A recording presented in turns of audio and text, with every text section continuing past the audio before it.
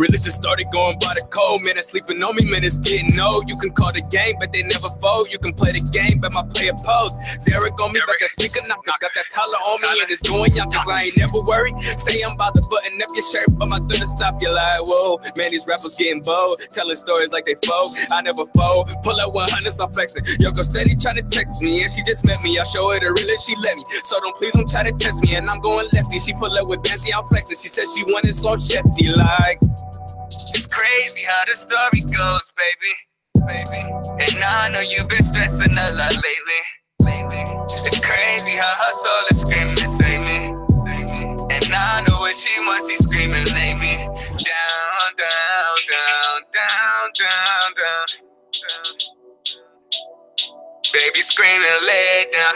Ain't no time to play now. Change my player ways. Crazy how she thinks I changed now. Yeah. Money mission, we need it, so give us them fast bucks. 100K up in the safe for my Uzi and Max, I be strapped up. If you talking tough, we hit you up, never ask us when you act up. Better believe, we flex and run the game on all of these niggas. Yeah, money mission, we need it.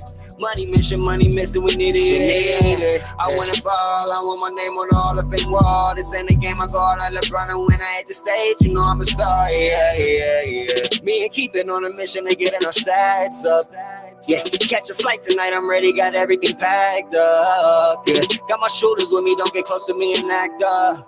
Well, we got our cash up, we got my green in the Packers, yeah. Niggas be faking, flopping, playing roles like they actors.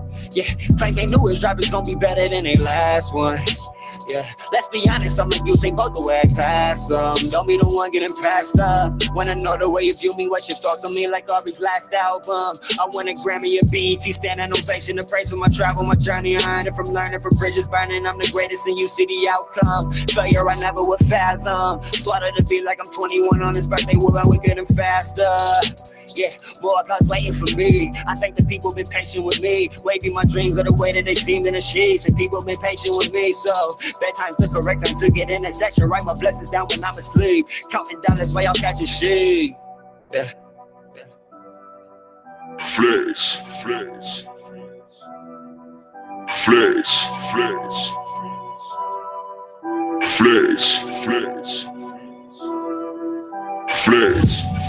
Way back when I was broke, they ain't want me, but now I'm back up.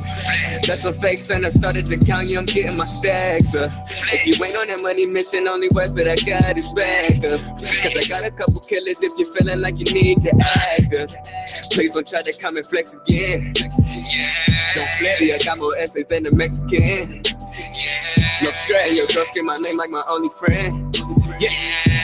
And they need to on me like my only friend. Flex. Well, you should try like about 5 minutes here. All right. 94 feet and beyond. We're back. I've been out for about 2 weeks. It's Fire here. Yes, Fire's back with us. Yes, it is. We've been busy with the first set of AAU. Yes. The first session is over. And the girls, I mean, I've seen a lot of talent from everywhere. Watching videos from the Nike leagues. We were in the I was in the USJN. It's talent everywhere, and I love to watch the Ohio Hoopers. They are doing it. The Ohio girls they're doing setting the standard. Yes, I hear all the. Everywhere I look, they talk about girls from Ohio. They are. I hear all the calls coming in from coaches from all over to all the various players. It's crazy. It's kind of busy. It's kind of overwhelming for the girls. Yes. I mean, especially you see these offers for these girls that are in 7th grade. Right.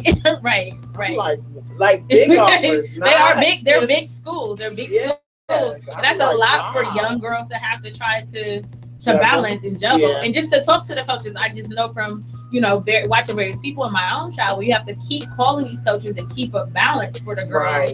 It's a lot to ask them to do and make sure they're saying the right things and getting the right things from the coaches when they're speaking to them. So it's and we have to stay on top of it, especially at that age. I feel like you do need to be in control of your child's balance, like you said, and making sure that they're comfortable, as well as they can get to know the coaches, but they got such a long time to go, and some girls they may not even play later on. But I mean, hopefully not. But but you do got to step in and make sure that you keep the balance. And just the stress. I mean, they're 16 years old and they have to worry so much about what's going to happen in the next couple years. You know, a lot of times you don't start thinking about college towards the end of your junior year. But these girls that are playing basketball and goal is Division I. About college my senior year. That's the thing with me. I wasn't thinking about where I was going in January into senior year when I started had to put my applications in. I started thinking about where do I want to go. But my kids, I'm watching them and the girls around them. They're thinking about school from the last 2-3 years of where they want to go and you know try to get the right attention. So it's just a lot. They can't just be 16, you know, it's just, it's a difference. And I was trying to talk to somebody at work about that. I was like, it's hard for these girls. They can't just be teenagers, you know, it's a different balance and everybody is watching everything they do. And we do have to try to give them that balance. That's what I'm learning along the way. So these are things that, you know, we're talking to you about that we're experiencing now that we can share with everybody is that, you know, you get it right. Sometimes you don't. Right. But you have to and find a balance for them, right? So that they don't feel overwhelmed and allow them to be. Yeah, watch the signs because I seen my own kid. I watched her get burnt out, and then you have to take a break and like, you know what? You don't have to play basketball every day. You know, if you want to breathe, if you want to sit and just watch TV today, it's okay. It's really okay. Especially since you've been working at this for years, since you were 8 years old. So you know, or younger. I mean, too. She was bouncing the ball. So everybody needs a break. Everybody needs time. And parents, make sure you are making sure that your kid gets that break. Yeah, make sure you pay attention.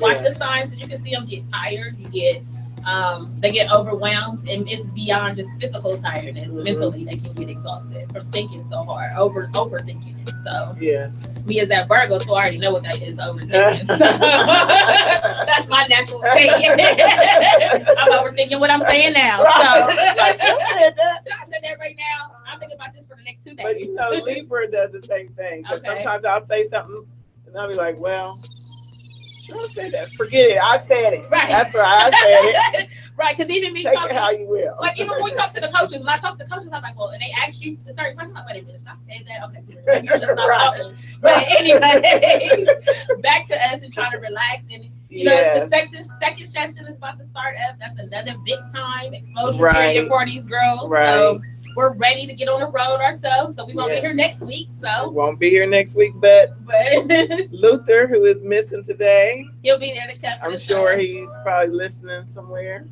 Hey, Luther. Ron Devo.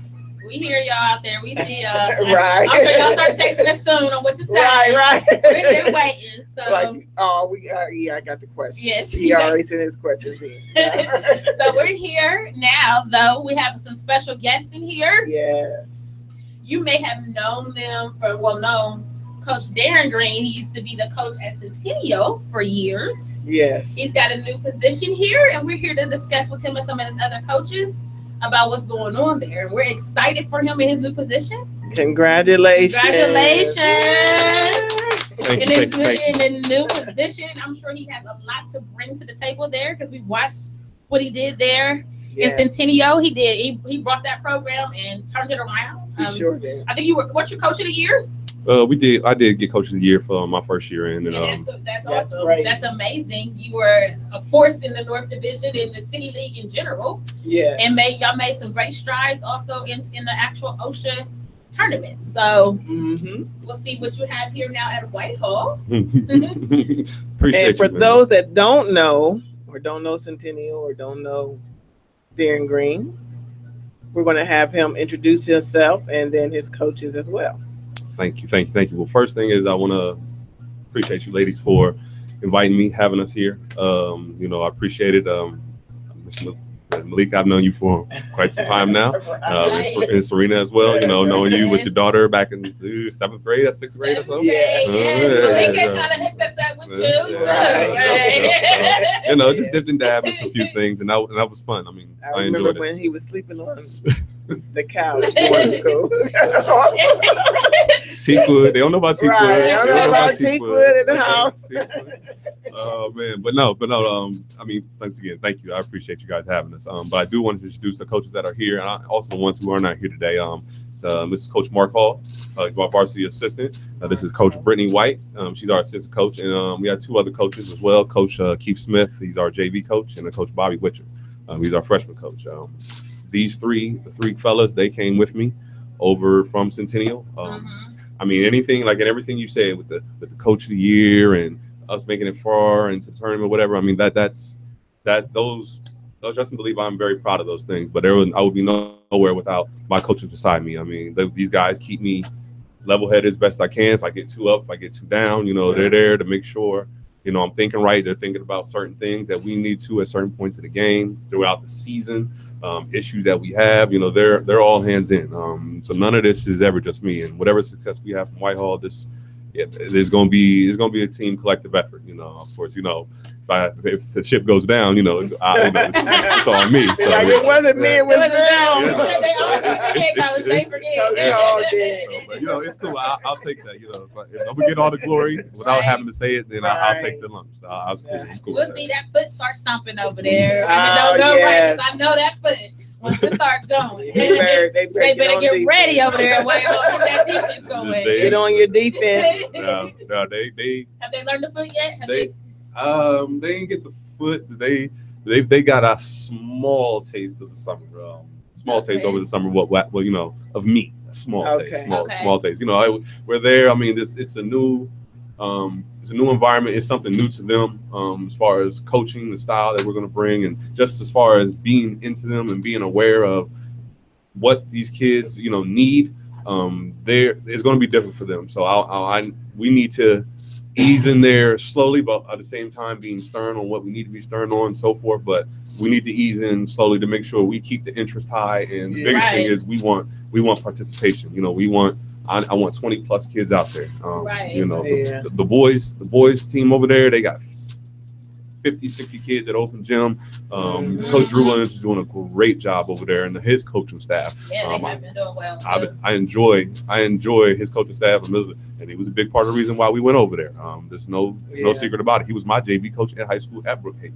Okay, that was the next question. Where'd you go to school at? Okay. At Brookhaven. Brookhaven High School. Brookhaven High School. I went to. Yeah. I got to play. Well, go ahead. I just got a question. So what made you kind of want to switch schools? Like what kind of made you say, I want to transition to something different, not necessarily better. Mm-hmm. I'm sure that's not it, because Centennial was an amazing school. Mm-hmm. But what made you want to transition to something different? The biggest thing is community, man. That's the number. I have to say that'd be the number one thing is the community. I mean, and I'm not even talking about in the aspect of what the community is like at Whitehall. I'm talking the simple fact that there's one middle school. There's 3 elementary schools. Every single kid that comes through that elementary middle school, they're all mine. Right. You don't got to worry about trying to fight for them. Lottery. There's 25 plus middle schools. I know that, right. 18 plus high schools now, and everybody fighting for that. Everybody's fighting. This stuff can go to a whole lot of different ways. I mean, because as far as basketball personas for girls basketball, when I grew up, I was not even in high school. I wasn't paying attention to girls basketball all like that, but I noticed some things, just flashes in my memory right now that I know from back then where, each team, I'd say at least 6 out of the teams in your league were competitive. Right. You the games. Right. Exactly. And I'm not barring down on any kids, any coaches, but when you have 4 or 5 year teams in your league where you're playing and beaten by 40 and 50 and that, nobody's what is that? Competition. You can't compete on the next level because it's hard because you don't get practice. You can get a false sense of confidence, whatever from the kids or whatever, and so you're battling those things, and so that's another aspect. But if we can say that's because a lot of the basketball players for girls that I'm noticing, they're leaving the city.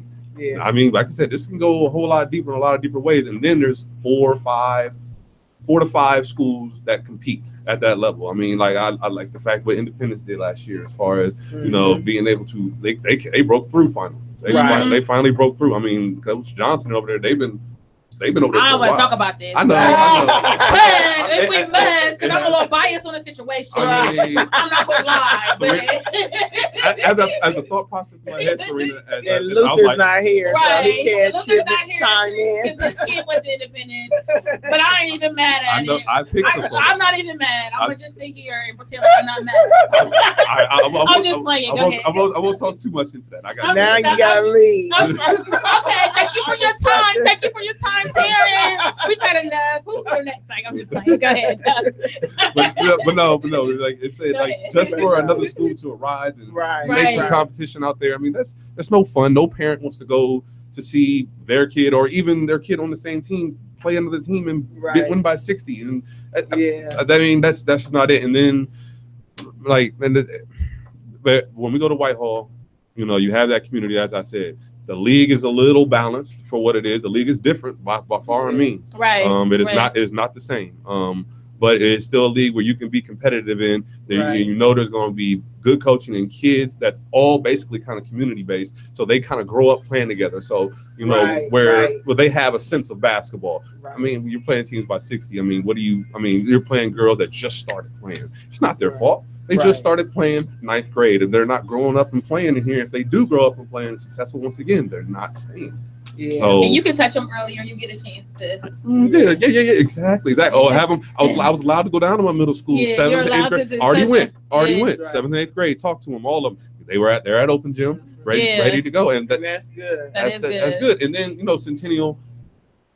Much like you said, it's a great school. Centennial. Well, it's so widespread. It is far. Academic. It's far. It's academically for the academics. Best. One of the best. One of the best. Real good this year. Yeah, one of the best. And even as far as the school, as far as its culture, diversity. I guess you can feel your kids are safe there. You know that they have that feeling there, but also.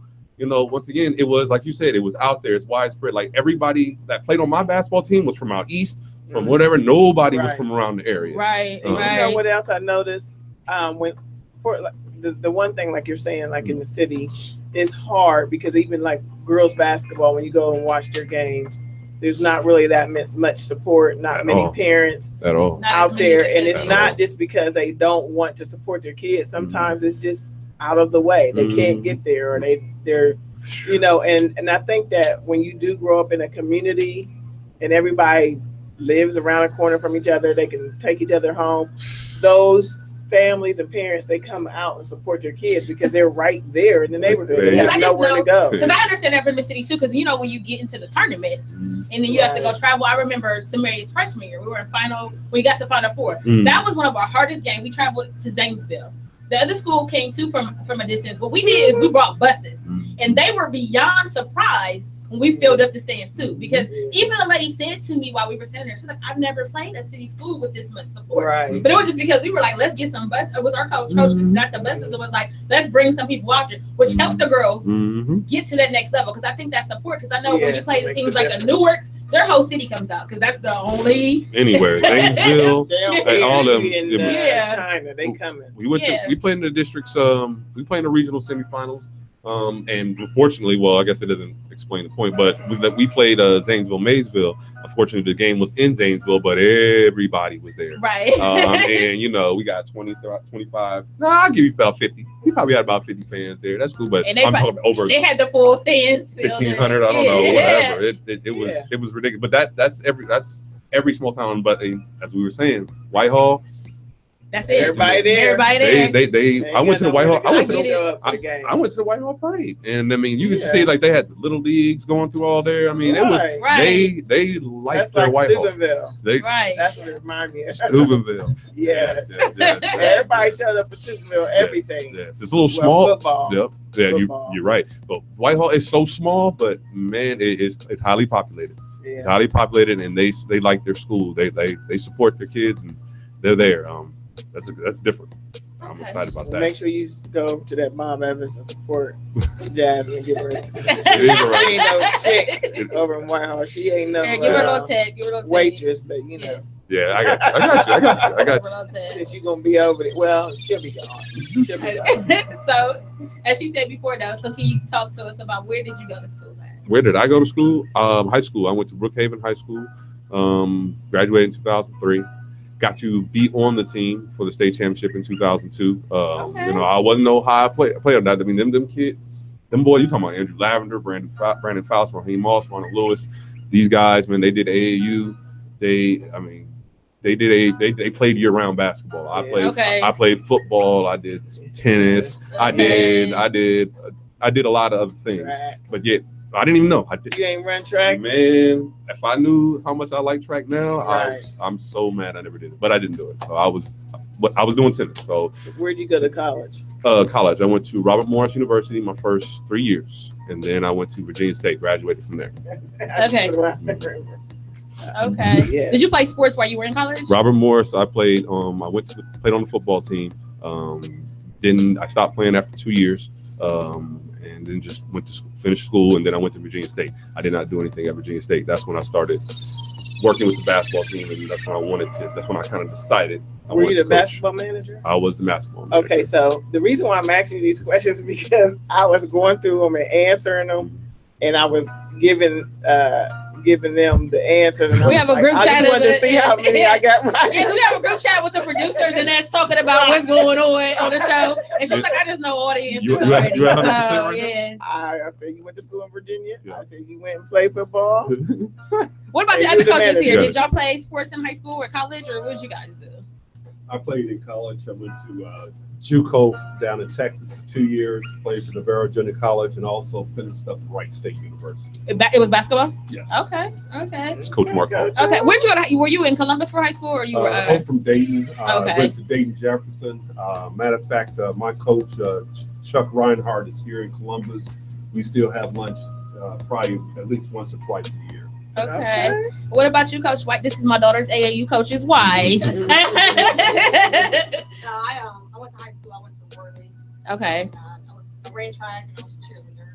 Okay. I love cheerleaders. I was too. Yeah. My daughter is too. So. And then I went to UC, University of Cincinnati. Okay. Okay. So what made you get into coaching basketball? Well, I've been in it, plus my husband. Yeah. So we started the Capital City Stars for my daughter. Yeah. So Okay. Then I kind of got out of it, so because otherwise it's a lot. It's Yes. a lot. Beyond a lot. Yes. Yeah. And I was like, oh, but I felt like I was living in their lives. So I was like, you know Yes. what? And your husband, he definitely gets It's in. all He gets around. down and dirty into it. It's all around. He does football, basketball, AAU in the summer. It's all Yes. the time. So I needed a break. Yes. So I agreed over the track. So I said, I'm gonna stick with what I know. Yeah. Right. Well, thank you for. We're still on the air, right? Because the music it kind of cut down. I just want to make sure before we keep talking. It did. Yeah, I think it. Yeah, Hello. we still good. Yeah, we still. Okay, I just want to make sure it What did you, cut. I was like, I thought it cut because I didn't hear myself. myself. Stop broadcast. No. Now it goes. You can hear it now because you can hear it. What? So how does your daughter? How old is my daughter? Yes. Oh, she's 21 now. Okay, so you have the experience of the things that the girls and stuff is going through, and I saw you nod your head. So what was the Oh. experience like for you and for your daughter? Did she? Oh no, like you said, I mean, middle school, they start, you Mhm. know, and it's kind of exciting. But then Yeah. over, you know, because they don't understand. In middle school, they're like, Right. whatever. Right. They just play. You know, Yes. so then once you get in high school, you know, then you're doing the AAU circuit, so they start flowing in. You get the letters and they start kind of understanding, but it is overwhelming. You know, Yes. like you said, you have to talk to the coaches all the time. You have to call them. Sometimes they can't, you know, you can call them, but they can't call you. Right. You can't call and talk to them at this, you know, so it's just Yeah. a lot to learn. Yeah. But it's exciting. It's different it's a little more now compared to what she was doing. So it's really Yeah. huge. It's huge. Yeah. So, Yeah, it Mhm. is. There's a flip. Basketball is- Yeah, It's a lot. there's a flip side to that too. To the girls who are working hard but maybe not getting phone calls or got one or two, and Right. you know they really Mhm. stressing about those ones or two, and then they're Yeah. trying to work hard. There's all different types of stress Exactly. going Yes, out there it for them is. girls. It's a lot that goes It into is. it. Once It you is. start talking to the coaches, you start understanding what they're looking at, what they Right. want. And then you start learning. So as you know, watching my husband, he understands. So he's trying to place, and he's on the phone constantly, talking to coaches all day. They call him. Right. They don't care what time it is. At any time of the day or night. They don't. They don't. And he's trying to. His mission is to get everybody. So I listen, and it's a lot. Yeah. It is a lot. So I can understand what you're saying. It is, and just trying to keep them sane before they get right. And then it's good to have good coaches like you guys behind the girls, you know, because you have to have coaches. Because there's coaches that don't really care, and sometimes they're just there for themselves. Right. And there's a difference between the coaches, and I think that affects the girls and their experience, you know, through it too. Well, that's why I try to jump in, because well, that's another reason why we started also. Is because there are coaches who just say, I just want to check. Exactly. Or they're teachers and they do that. Right. So exactly. There's a little bit that goes into it. And it's just like, no, we put in the work for our kids. Right. So now we're going to keep it going. So that's a good service when you and I think it's go to get a check. And I'm glad he added you to their staff to have a female too, because I think in girls basketball, I didn't know you were part of the staff, but with girls basketball, they often need a good female behind them. Just you know. They just need them. It's different because girls are different. Girl athletes are different. We went to the parent meeting. A lot of parents they're different. A lot of parents said that they were excited that they finally have a female because the girls are always around males. Right. But sometimes it makes you feel comfortable as a parent.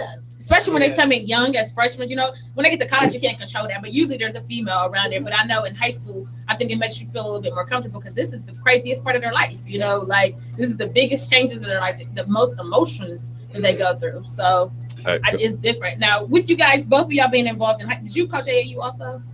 No, I didn't. But you two with coaching AAU in high school, what do you see the differences in that, like in your coaching? Oh, man. Well, see, you got high school. High school, you know, you got them 6 months. I mean, you can break down everything you need to do from, like, you can go slower defensively, offensively. You can do things a lot slower, where AAU is where, you know, you basically want to start off getting whatever kind of sets you have, press breakers, things like that. You want to get those kind of things already out there to go because you're just going out there to play. Right. You know, so, and then once you start seeing them play, you start seeing whatever deficiencies they may have. Then you start to iron those out, tighten up things that you want, you know, and also, you know, putting the team together. That's another thing.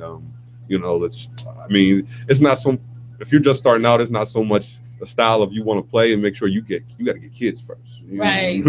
I mean, whatever. Okay, you want to play this. If you want to play a fast and up tempo style, all right. Well, you may not have a fast and up tempo team. Right. Right. You know, unless you got it like that. Right.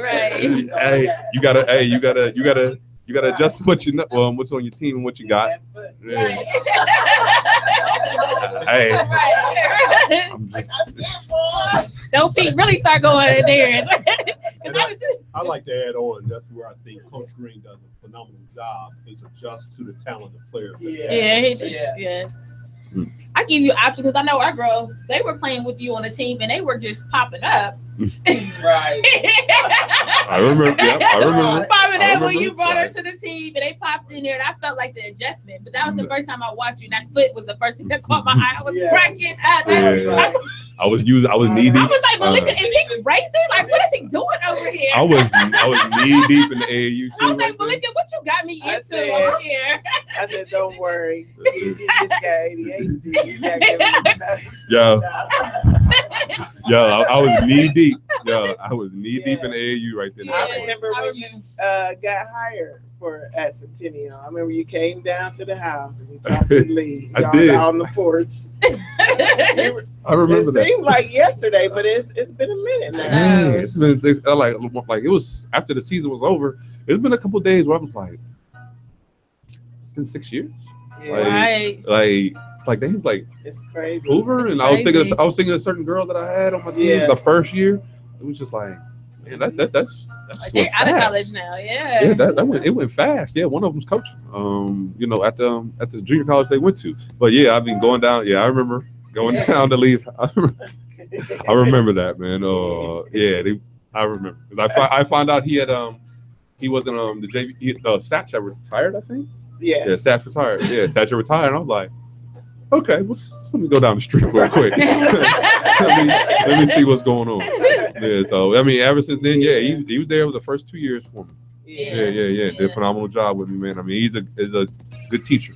The teacher. That's why I'm glad to see him at the middle school level. I mean, because that's where we talk about the city. There's not a lot of good teaching. Not a lot of good teaching going on. There's so many schools. Well, you think of Lee though. If you think about a lot of the guards that are doing something right now, if you think about where they started from, a lot of them started there. You know, so he was definitely an instrumental part. The thing is having coaches that care. That's the biggest thing. That's it. Like you don't have to know. You don't have to. Yeah, you don't have to know everything. Like but care about the development of them. Try to learn. When I was first playing, he was teaching them about spots on the floor, and I was like, what's that got to do with anything? Right. And I was sitting there, and the thing was too with my child, because she's so small right now. But the thing is, by him putting her in different spots on that floor, it's made her be tough because she was huge at that age. She's the same size she was at 9. So therefore, when you were 9, she was huge. So she played the 4 and the 5, but that made her to be stronger now. And then bringing this back to Darren, I just know Darren, when we're deciding what high school we were going to, we ended up not going to that high school. But after her freshman year, and he knew we were looking for another AAU team, you know, right around the street. He's the one that sent me to Coach White. He's the one who called me and was like, I know you're looking for somebody. And, you know, and I was like, well, I don't know, Coach White. When she played with you. So I don't know how I feel about this. But I thought that was something big, and that shows that you care there. Like, because when she didn't choose to come to Centennial, she chose to go to Eastmore. You still get on that list. We were on the list. All of us were on the list. I already know about the list. We were on the list. I already know about the list. You don't have to worry about that. And that truck of 30 minutes out there to Bethel was a killer. All right. I was like, I'll put her in the car with you. Right. We talked about carpooling and how this was all going to work out. But my point from this is what I'm saying, though, it shows that you care. So I think that's the best thing. And you gave me to somebody else who cares, because Coach White keeps in touch with my child through the good days and the bad days. She had some hard times in high school this year, and he was calling her before we could get out the gym, realizing he could see her face and could see what was going on. And I didn't even know, sometimes I didn't even know he was at games, and he would call. So between the two of you guys, y'all have really held her down. That's why I said people don't understand the stuff of your choices in situations. They would wonder why you chose this team or why you are doing certain things. They don't understand what happens behind the scenes. So I appreciate it. And we appreciate it. It makes a big difference, and I'm grateful. I'm really so Darren, we're grateful. And I'm sure she is too for the things, because Jordan and Samaria went there for training with you guys. Like we done, Coach Hall, you were there too. Some of the times that both Samaria and Jordan and some of the other ones. So we're grateful for that. Jordan, man, that was before that. That was down the street playing with a mom, man. Little tiny little first best friend. Right. Tiny little, they were both little tiny things. Kindergarten. They were in kindergarten. I remember seeing her at Centennial when they were doing tiny thing, just bouncing off. Always have a now she's everything but tiny. So well, she's skinny still, but she's not tiny anymore. I don't know what happened. I don't know. What was when she hit that growth spurt? I do have to ask, what was the clothes situation like? Like, how did that work? Like, did it go real fast? Like, you just had to go to the store? Immediately. Really? Like, what is? I was like, you need to learn a new trend. Start your trend. Roll your pants up. I don't know which. I remember her looking for pants, and she was like, I don't even know where. She was like, where do I get pants? I was like, I don't know. My child's petite, so I go in any store I want to go. Hold on. Was it? Oh my goodness. It was like, in the middle of the year, I'll tell you that. How many inches was it in that time frame? So hold on. So you went from 6 and what, in a summer, or what was it? It was like 3 months. Wasn't it like 3 or 4 months? Because I just remember they were skating like here with each other. Yeah. And then we played it like a summer league, and then it was 8th grade maybe. And I remember we seen them. We scrimmaged them. It was Berwick scrimmaging Ames, and I said, is that Jordan? Like, and I hadn't seen, we see each other. We used to see each other often, but it was like 3 months, and I looked like, what in the world? I'm like, Samaria, is something wrong with you? Because you're not growing. 9th grade. Coach McKinney's wife said she has never seen, because they line up by height. And she was like, I've never seen somebody move up 4 spots in one school year. That's crazy. She moved up 4 spots in one school year. During the year?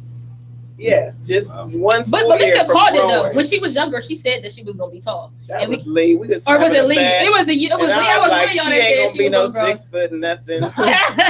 She's gonna be in between us, and she's gonna be about 5'9". That's what I figured. Well, I mean, the arms and the legs told it all. She's always long. Yeah.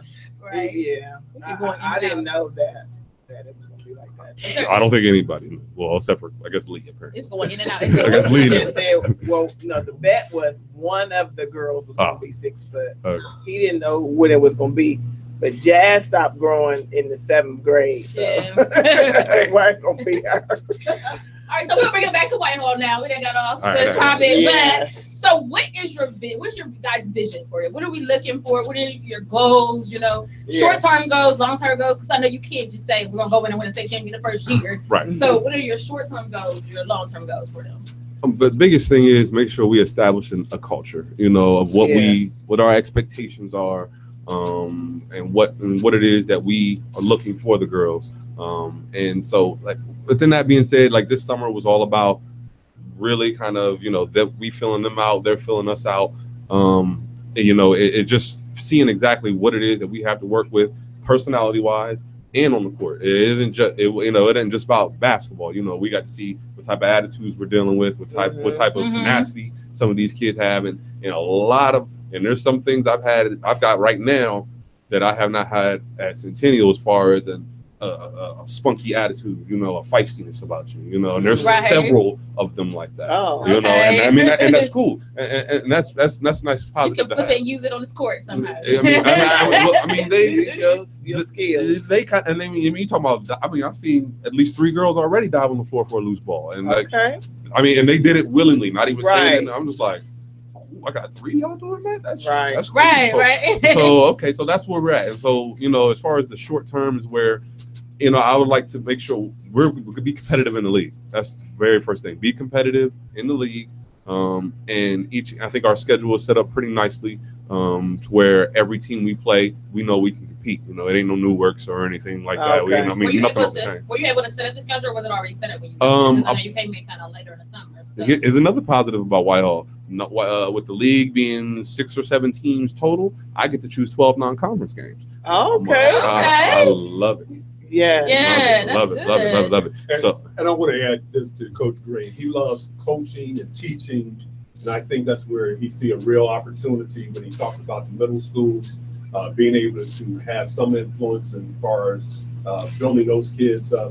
I think there's a lot of excitement that he's sharing, that he's like being involved with the teaching aspect of coaching of the girls. Yeah, the middle school, getting down to elementary. I mean, we already got down to middle school this year. So this elementary schools open back up. We're gonna funnel down there, just figure out some camps and things, just get them involved. And there's a Whitehall Youth League they have. Okay. Go peep that out. But what was your question again, Serena? We got off topic on that. I don't know what I forgot myself over here because I'm reading our group. Let's go to the next question. To be honest, how do you handle sideline coaching parents? Sideline coaching parents. I don't know any of them. I don't know not one. How do you handle it? It's you establish yourself early as a coach. First off, you know, and that's basically at parent meeting. You know, you say that, okay, but then you have to also follow up with it in your actions. You know, like we're talking, me, Coach Hall, Coach Smith, you know, we're talking, we're giving constructive criticism to these girls, and we're never just sitting down just being quiet or whatever. So we're saying enough to these kids to the point where you parents, you don't have to, you know, and we're making a point to that. You know, we got it. We're gonna ride them and say, and it's not just yelling, saying you got to do this, you got to do that. You're actually talking to them and explaining what you're asking them to do. So say if you get a look, they get a look on your face, they're looking like whatever. Okay, then you got to break it further down in detail as quick as you can. Of course. Right. And I like that though, because some coaches don't do that. You know, they're just yelling at you and not giving you explanation on what you can do to not get this happen, so this doesn't happen again. And it all depends on the IQ of the kid as well, as far as their game is concerned. And that's what we have to build up. We have to build up skill, IQ. Which I guess decision making comes into that same boat. Right. That is our main focus right now. And you know, of course, the defense comes with it, but the skill with the ball, you know, defense is something I think is most important, but it's the easiest to teach, and it's also the easiest to play because you don't have a ball in your hands. You get a ball in your hands, and you know things get a little different. You know, I mean, passing, dribbling, I guess are the two most important things that you can have on the offensive side of the ball. If you can't do neither one of those two, you're in trouble. Yeah. So we and the biggest I guess the biggest thing I like about our team is we have maybe one senior, two junior, one or two juniors, and everybody else is sophomore and freshman. So you got time to develop. Let me add too also, because I think the one thing that we all enjoy about working with the girls at Whitehall, they want to learn. They're listening. They're buying into our system. I think it was a prime example this summer where we went up to Toledo. We had a situation where one team was forcing us to go to our weak side. To see that in this past weekend, where actually we played a team that they was forcing us to our strong side and didn't know it. That just showed the progress of the girls and what they have done in a matter of weeks. And that's come from listening, and it comes from good coaching as well. That I give again. What did you guys do this summer? Because I haven't heard much of what you're doing. So what did y'all do this summer? First year, we always like to say low key in the summer. You know, we did the same thing as Centennial. You know, we did nothing but open gyms. We didn't do no summer league. We didn't do anything. My first year at Centennial, it was like I didn't want to come in and just start coaching and yelling real hard. Like they don't even know me. Like that doesn't. Right. I personally. You know, I mean, there's different ways. Everybody can do it a different way, you know. But with the group that we had, you know, very young group. The biggest thing was making sure we keep our confidence up for them, you know. And we want to keep participation. So, you know, we wanted to make sure we're working with these kids. Open gyms all day. We had Walnut Ridge and Wellington came in and scrimmaged against us at our gym, which is they got 4 courts there at Whitehall, which is I'm absolutely loving that. I had to throw that in there. There'll be no complaining about court space whatsoever. We'll be at practice right after school. Right. So, but it was, I mean, Walnut Ridge and Wellington, they came down, we scrimmaged, that was good. Walnut Ridge has pieces too. Let's throw that as a side note. They have some pretty good pieces and they're young too. You got Anaya, there's a long girl, and you got there's a long girl, they're sophomores, and they're potentially he's got some good pieces. It was mostly sophomores, and there was a couple freshmen. What you call sisters there? Oh yeah, you know, Niam's sister there. You know, she's got a whole lot of potential if she wants it like that. But she's there. She's feisty too. Yeah. But so it wasn't too bad. There was good kids, but you know that they came open gyms. Then we did Toledo University. We had a shootout, 3 games up there. That was the first time we got to play with them. We got to see, you know, we got to see what it was like. It was. I mean, we remain excited. We're fine. Then we did open gyms, more practices, a little camp. We used to make sure we used our days properly, and then we had an Olentangy shootout where we played 6 games that weekend. Okay. Let me add this. Another thing I like about the Whitehall girls, they got a chip on their shoulder. They've been told that they're not good players.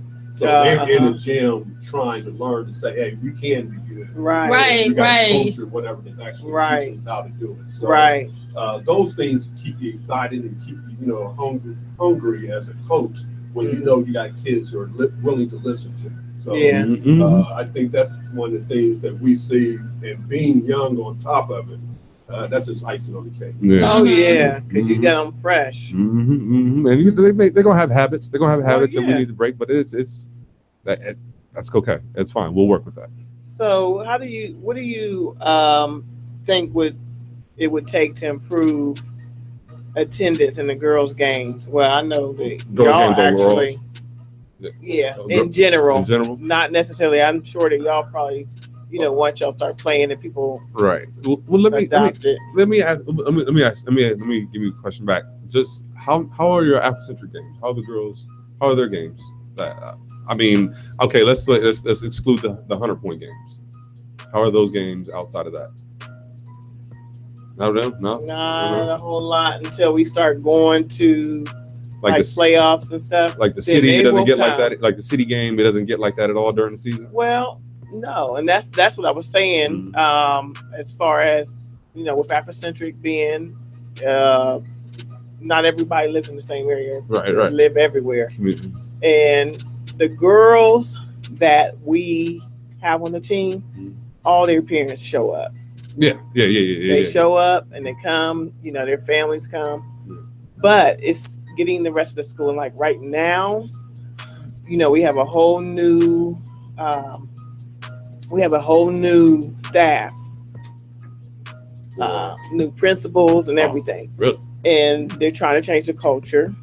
They're trying to change it. They're focusing on the college program. Right. And so right now, I feel like that's the focus. Like they got the Pearls, Jordan's part of the girls Pearls program, and they got the ambassadors program. So those things seem like the more parents and stuff show out because there's more widespread of kids. Right.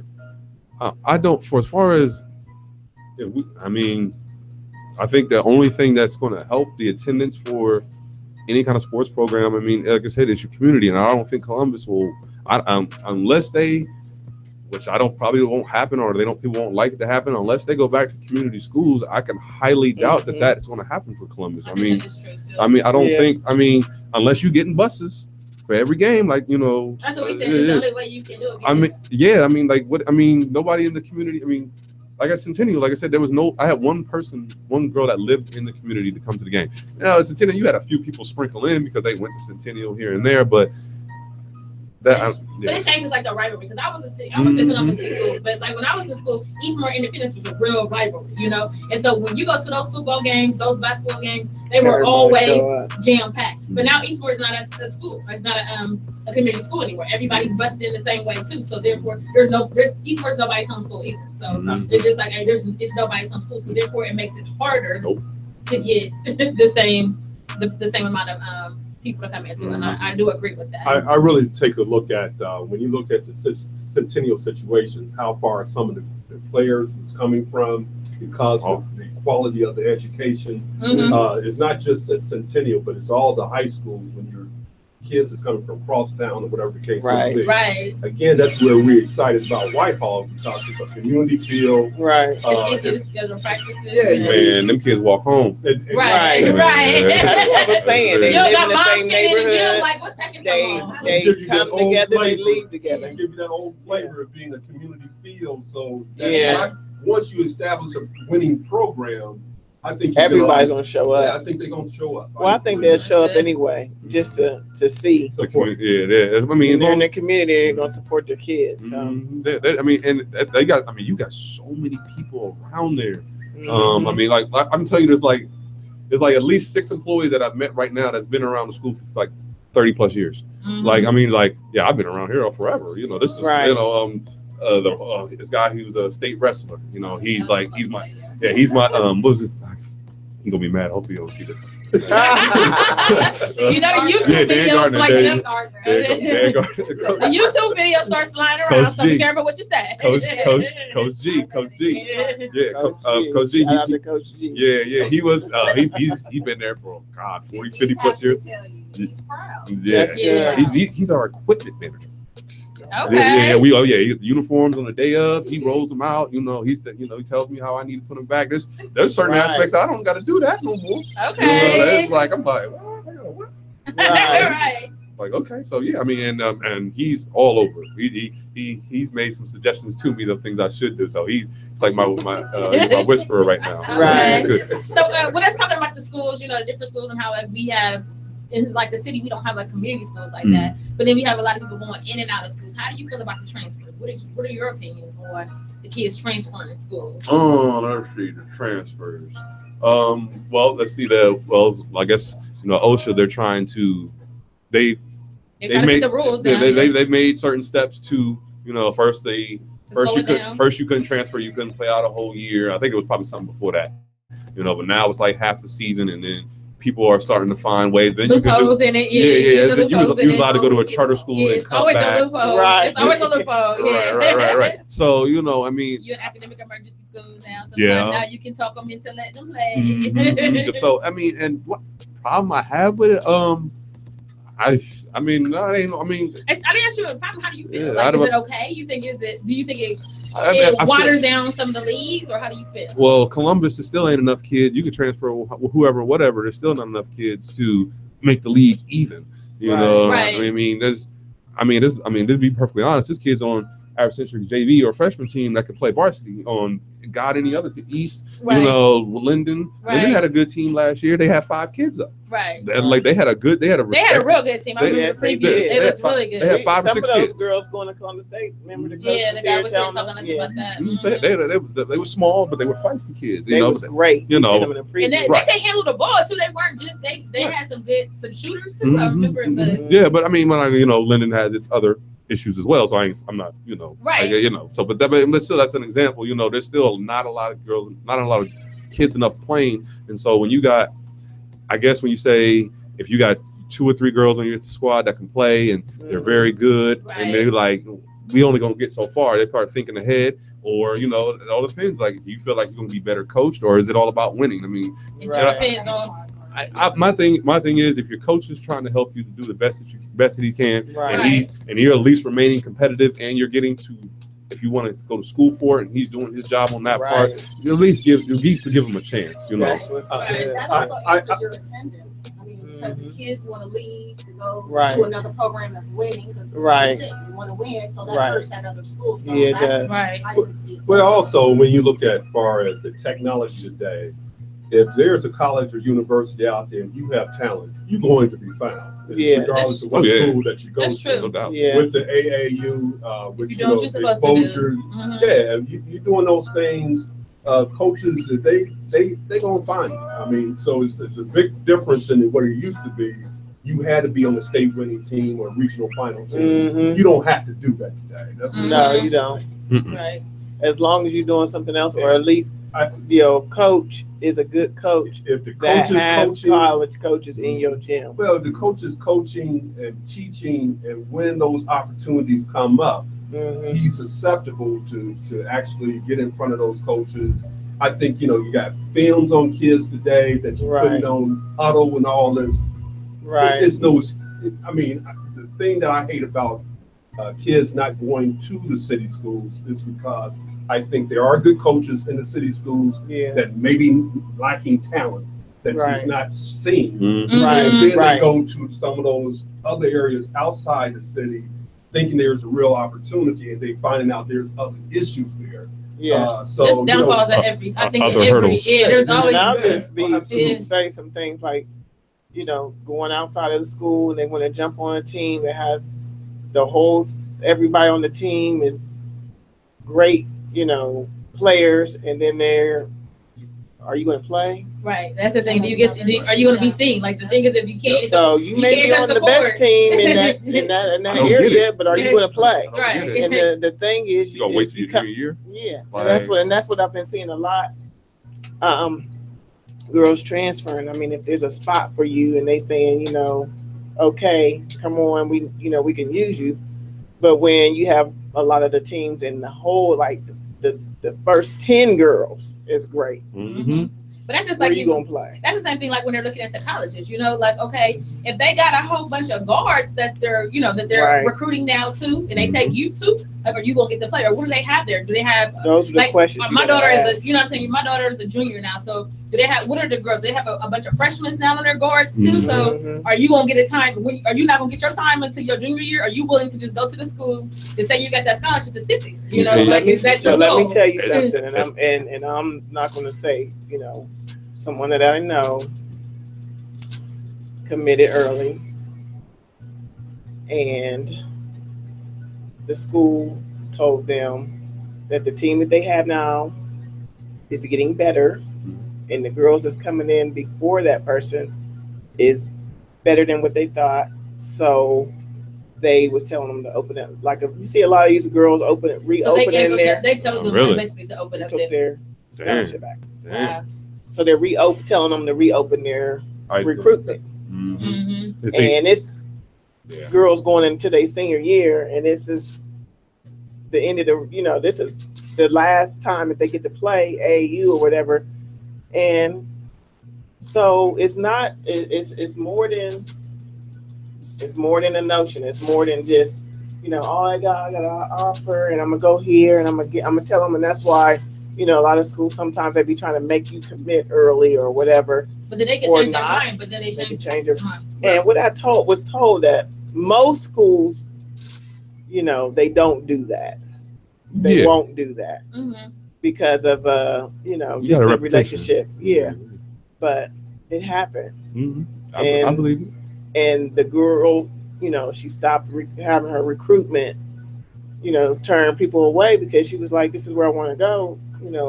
Sophomore year, and now about to be a senior and missed out on opportunities all over again. Well, I think you also touched on the basis some coaches don't care individually about the kids themselves and making that commitment. You want to go into a coaching program that's about the kids, not just about basketball, but at the end of the day, everybody's not going to play basketball. Right. So you want to make sure that child is in a position where once basketball is over with, whether it's through injuries or through actually getting the education, they have a spot in that program that's taking care of that individual. Yeah. And that's part of their family. And those are the questions that you ask, like going into these colleges. Absolutely. Like what's the percentage in your graduation rate? Yep. Those are the questions that, when you get caught up in these things that parents and kids don't ask. And where some of them have gone after graduation. What have they done? Exactly. And who are they recruiting with you, and who's coming back and who's not? It's more than just. But the parents have to be realistic too. They do. It's not just really the kids. It's more the parents. So yeah, they're the ones who have to do more of the research and the homework. Exactly. So. Yeah, they're gonna let them make that decision on their own. And I don't think that they should be made. I think as a family, my opinion is you make it together, but you do have to, have the kids do a little bit of research, and then we talk about it. What do you want to do? And look these things up. These are the things these are the questions that you need to be asking. Right. Not just, okay, thank you, and, moving on. No. At the end of the day, it's still about getting the education, getting your career path, right. Talking to the deans or whoever the case may be. The Alumni Association is very important. That's one thing that I give Ohio State a huge kudos to. They have a huge alumni. Yeah, but they be taking money because I'm an OSU alumni too. So he don't like Ohio State. I'm gonna say they be taking that money. I'm just surprised he giving them some credit.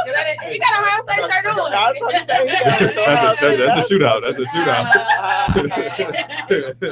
They be taking that money. You be dogging Ohio State way too much. I ain't letting you bribe with that. I'm an alum. They are guilty. But you do give you. I'm gonna tell you. I will say that. There are specific schools out there that when you graduate, they will always take care of you. As long as you pay your alumni dues. Unless you're an athlete, like these girls here going in as athletes, they treat you differently. Now, me is just a student there in their liberal arts program. But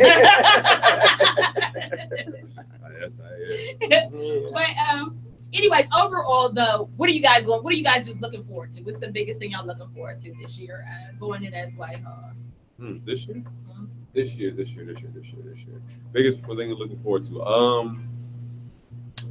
It's all in steps. I don't know. I guess this is where me and my wife differ a little bit. She thinks.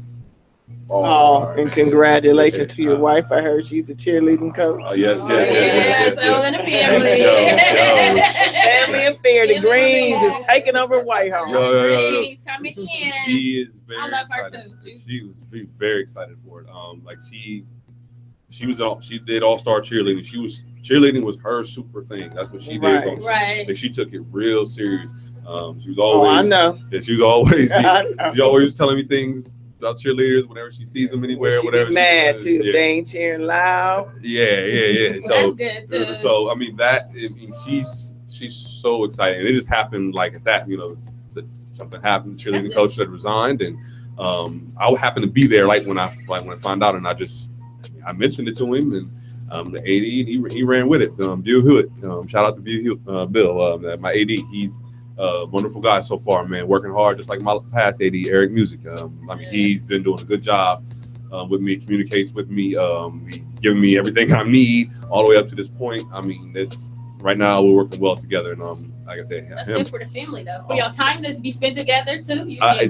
You can travel to some game or sport, or do they stay? They stay with his homes. Who? The girls. Do they cheer their basketball? Oh man, the girls, the cheerleaders. I don't know how it works with the city because I know the city they only stay at home. Exactly. No, they travel with the boys. Okay. They get to travel with the boys, but boys and girls don't play on the same night. Oh, okay. That's another thing. Good. That's good. That's good. And that helps with the attendance. And that helps attendance. Because that's what our boys team was and so that's good what I this was year. gonna say. Sometimes like, when you have a boy that play, Right. Sometimes they had to split up. One there's game that's hard. There's a select few games that's perfect, where we play on the same night. And actually, we got one night where we play. We got one night where we both play home games and on the same night at the same time. That's good money too. We get to play in the old gym. We'll play in the old gym. The boys are playing in the new gym. Okay. So and that's gonna. I mean, that's exciting for me. I'm just like, oh man, that's cool. I don't know how it's gonna turn out, but I like the idea of it. And so I mean, that's great within itself. And then, like I said, it's small steps. Like first step is another new piece of news that I have just received yesterday is that what sport do I play? What other sport? Track or football? What other tennis? Sport? I just became the girls' tennis coach just yesterday. Oh, congratulations! Yeah, so you done with Centennial? You're not doing any of the sports at Centennial? No, I still do track. I'm about to say y'all two did well this year in track. No. We still over there at Centennial with the track, and we got the new track. We got a new track. Oh, okay. Brand new track. Well, we don't want to see y'all East Marlin. That's cool. Y'all should have gone back to 94 feet and beyond. We got a caller. Oh, sorry. Here we go. Hello, can you hear me? Hello? Can you hear me? I think it's probably our next guest. All right, so we're going to take a 5-minute break, guys, and we'll be back with you. 94 feet and beyond. Give us 5 minutes. Yes. You can take a break. Wow.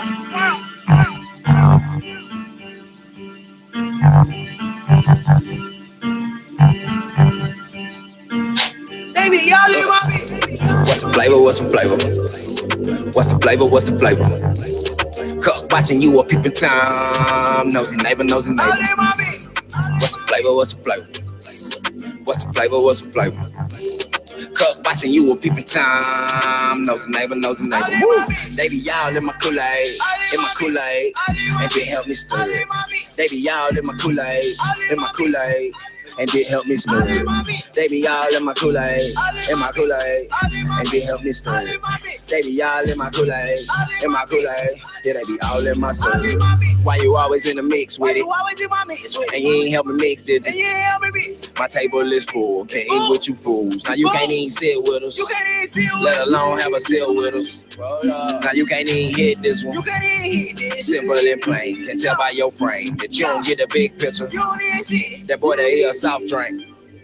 That mean they got some with him. Listen, this a A and B conversation. See, they all on my D in my conversation. Pockets on E, F that. Me against you, that's a mismatch. Any disrespect, I'm a lit match. Game easy, so I treat it like it's pit patch. Baby, y'all in my Kool-Aid, and then help me stir it.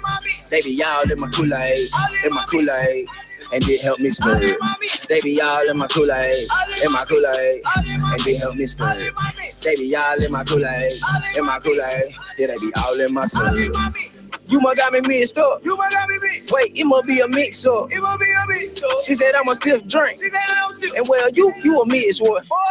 I'm the type to mix business with pleasure. I love getting money. We just go together. My homeboy, he got a dope wrist. Your girlfriend, we call her Blowfish. Since you all in my fridge, I ain't lost the insurance. All at your crib and I do it again. Boy, I don't play, unless I play to win. I hit your girl once and I'm gone in the win. You thirsty, boy, power up. Want invited, why you show up? Oh, you want a taste of the good life? Somebody tell that boy to grow up. Baby, y'all in my Kool-Aid, and then help me stir it. Baby, y'all in my Kool-Aid, and then help me stir it. Baby, y'all in my Kool-Aid, and then help me stir it. Baby, y'all in my Kool-Aid, yeah, they be all in my soul. Baby, y'all in my mix. all in my bitch, all in my bitch.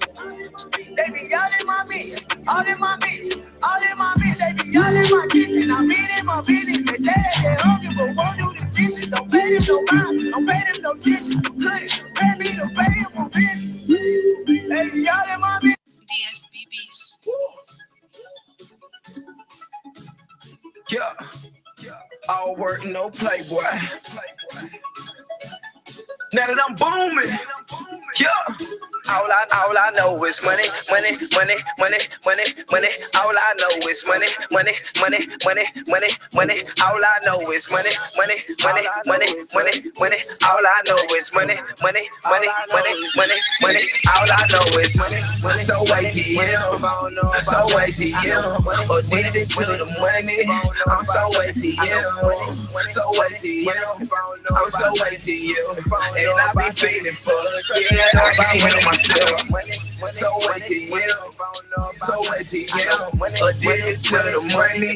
I'm so ATM, so ATM, I'm so ATM, and I be feeling for it. Yeah, I can't help myself. Being ATM, that my MO. I was going through withdrawing, I was Bruno. Now I'm booming stupid. That money calling, it just be calling me. Like I'm Pookie, I'm so addicted to it.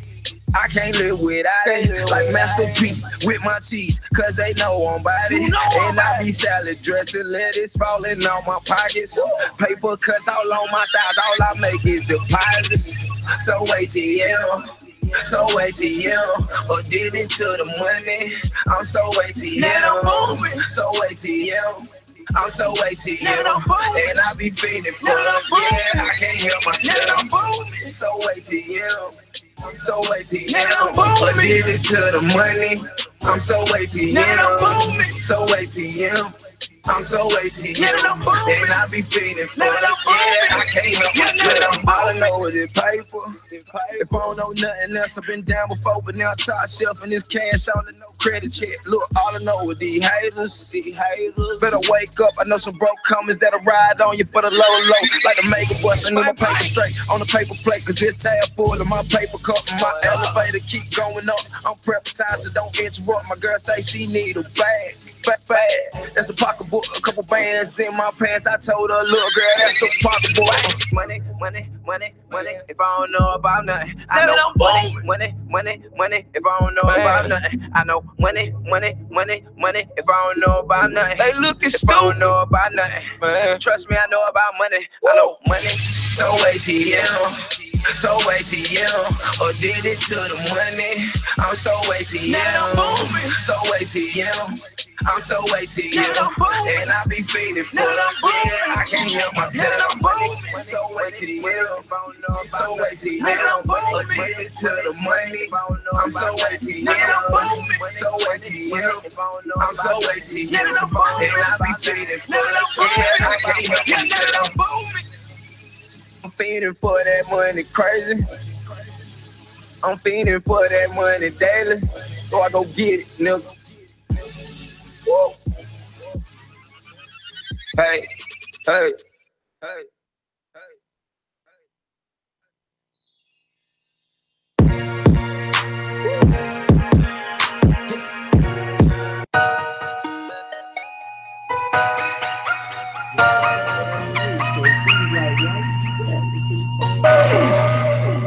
She all talented. All right, we are back, 94 feet and beyond.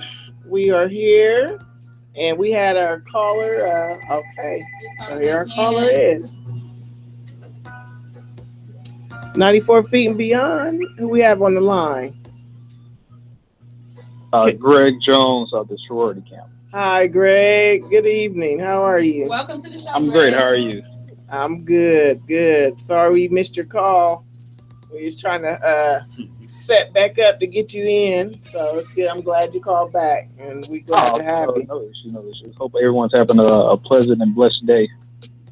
Of course, we woke up today. I woke up today. Mm-hmm. I feel blessed. Up, right? We all had a house to wake up in. I ate lunch today. Yes. So. Went to work. Yeah. Came on in. So Yes, it is a blessed day. We're glad to have you on the show. So, for our listeners, we would like to have you introduce yourself. And exactly what you do with girls basketball. Sure. My name is Greg Jones. I'm from Gary, Indiana. For those that may not know what Gary is, it's close to Chicago, Northwest Indiana. I've been involved in grassroots basketball for about 5+ years. I'm a little bit younger than some of the other individuals that's out right now. I just turned 30 a couple months ago. So just getting my feet wet a little bit more on the girls' side.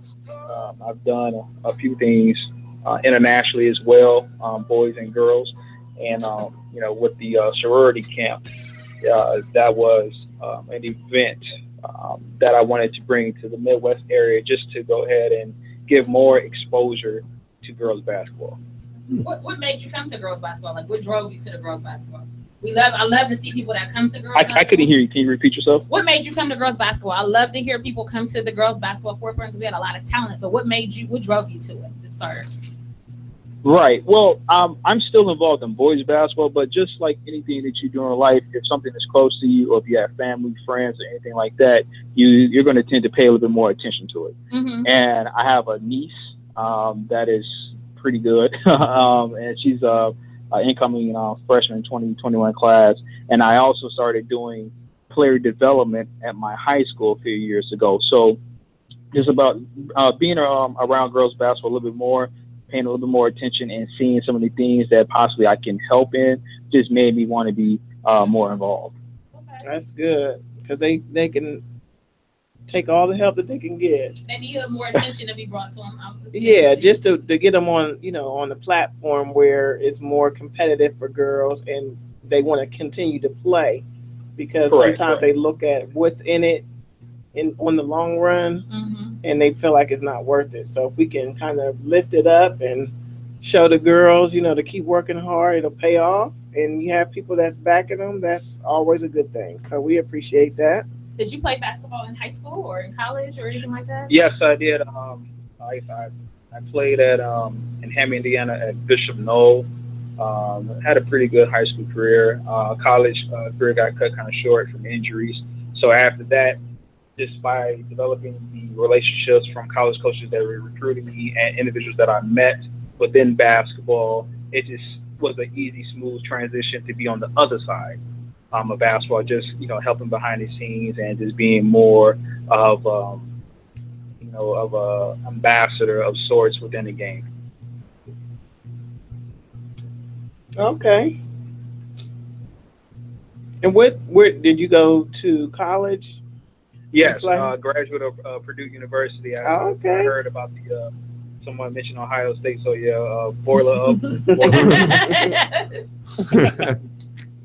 Okay. Yes. Okay. We're not talking about Purdue. I'm Ohio State over here. So. Y'all all right. Oh, we okay. Ohio State had to jump in. So tell us a little bit about your camp. Like, when did you form it, and how long have you been doing it, at least on the girls' side? Correct. So the camp, I first started thinking about it about 2 years ago, and then last fall I really dug in. It was like, okay, let me go ahead and put this together. So the camp was this past June. It was June 9th through the 11th, and it was just for Midwest players only. Mm-hmm. And the reason for that is I'm a Midwest guy. I feel like if you can't take care of your own backyard first, anything else you after that probably is not going to work out too well. Oh, yeah. So for me, it was one of those things of, okay, let's get more exposure to the girls in the Midwest. Let's show them that, yeah, this is a camp. Yeah, you can have your highlight mixtapes and you can play games, but you're going to work. So this is going to be skill development. Also, we had another component that I had a young lady that's a sports psychologist. She came and spoke to the young ladies as well about social media etiquette, just about opening up, being okay with talking to your parents or any adult just to help you out, because the world we live in right now is driven by social media. Yes. The girls especially, they get so much negative energy that's given to them through social media, as far as tweets, Facebook, Instagram or whatever it is. So I wanted the camp to be all around beneficial, not just on the court, but off the court as well. Yeah, you got to feed. Definitely. That's why we have 94 feet and beyond. Yes, because that mental from all the social media behind it, I love that you have that social. Yes, that psychologist there. That's definitely needed. People often miss that. They do. They think that they can coach everybody, teach everybody exactly the same, and say whatever, and it goes over their heads, and all they okay. No, not everybody is the same, and you do have to deal with that. And with social media, that bullying or negative thoughts, if you lost a game, you're reminded about that over and over again. You can't. They can't wait to throw it in your face on social media. Post it. So. Right. Exactly. Especially I seen that was one of the games. Some girl. One of the differences from the boys side to the girls, I don't know what it is, but when it comes to girls basketball, and it's just not the young ladies or the female coaches, men coaches as well. It's a little more messy. It's emotional. I guess I can use that word. Yeah. As far as just from like a social media standpoint, or even on Twitter, like I'll get on the account every once in a while, and I can see retweets of individuals, and they're just going at kids, and I'm like, oh my gosh, yes. Don't get me started. These are not about to start calling names. These are 14, 15, 16, 17, 18 year-old young ladies who are just playing a game that they love, and they think that this game is an opportunity and a tool to help them reach whatever level they want to get to academically or athletically. Exactly. And this is such a hard, especially in high school, this is their biggest developmental time in their kids. And a lot of times adults don't think about what they're saying and how they're affecting the kids and egging on some of the stuff. I've posted some stuff on Twitter, and like I said, sometimes I'll post stuff and I'll think about it. But I had posted something because I look at some of these people evaluators that evaluate basketball, and the way that they talk about these girls, they talk about them like they are chess pieces. That's how I can explain it. And like they don't have any feelings, they don't have any, putting out polls about who's better than who. And when girls are young, it either will do one or two things. It'll make them work harder, or it'll break them down. But most of the time it's men. And it just makes me mad because I'm looking at it. I'm like, you're a grown man and you're talking about these girls as though they are grown and they've made decisions all their lives, and they're doing something that's, they're playing basketball. It's a game. And at the end of the day, that's what it is.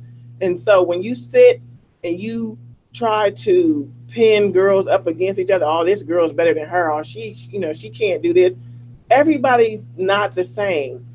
And it takes 5 girls on a court to play a game. Right. So everybody needs to be able to contribute to this game. And if you don't, then they're talking about you like, well, she didn't do this, and she can't do this. They blame a full game. Do everything. They blame a full game on one player. And the thing is, that's not what it's about. Yeah. And I can see if you're talking about tennis, or you're talking about track, or you're talking about dance that you do on your own, but this is a basketball game, and it's a game. And these girls are playing, especially the girls that have been playing a long time. They're just trying to use it as a means to get their education paid for. And in the midst of it, you breaking spirits. And I know, you got to have some type of mental toughness, because that's what they talk about. I get it. But when you are someone who don't play, ain't never played, and you're out there just talking about these girls one by one and saying negative things, and that's all that comes out of your mouth, and you're being biased because of a certain area that the girl lives in, that makes me sick.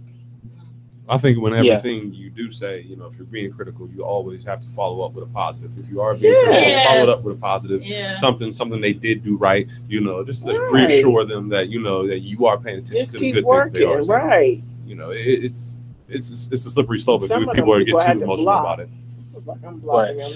To me, it seems more like it's more tearing down than building up. Yeah, right, exactly. And I could be wrong about that. No, you're right. To me, just looking at that's how it comes off with some of the evaluators that are out here. I mean, like I said, what was just mentioned before, like the majority of the evaluators, they never played at any level. Exactly. And because of that, you don't even know from a mental standpoint what it takes to kind of get up for a game or to play at a high level, or come back in an hour, and to keep playing, and then to play after the game. I was at Nike Chicago, last week, and for the ones I'm sure y'all either have young ladies that you coach, train, or been around that play on the EYBL, but that's an animal, like that's a beast. That EYBL circuit is something different, and when you keep just downgrading and speaking negative about kids, and not really helping them or giving them the right message, like that can take a toll.